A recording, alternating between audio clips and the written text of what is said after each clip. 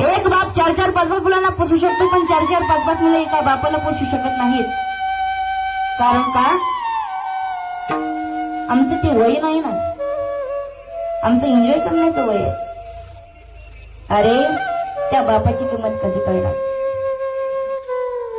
सगळ्यात जास्त मुलीचा जीव जर कोणावर असेल ना, तर तो बापावरती असतो.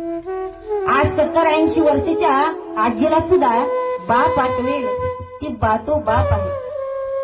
70-80 वयाच्या आजोबाला विचारा आई कोण, त्यांना आई आठवेल आणि डोळ्यातून पाणी. इतकं त्यांच्या शब्दामध्ये ताकद आहे. बाप रानातून आला की मुलगी म्हणते, बाबा बसा, बाबा तुम्हाला पाणी देते, बाबा तुम्हाला जेवायला आणू का, बाबा तुम्हाला चहा आणू का, ती विचारणारी मुलगी असते. अरे मुलीच्या लग्नाच्या वेळेस बापाने कर्ज काढलं आणि मुलीचं लग्न थाटामाटात केलं. बाप म्हणाला, पण ती म्हणते, अहो एवढं कशाला कर्ज काढलं, आपल्याला भेटेल का?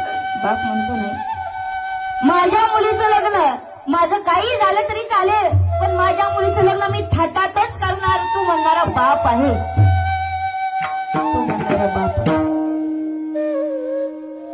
पाहुण्या रावळ्यांना तो बाप शेवटपर्यंत हात जोडून त्यांचं स्वागत करतो.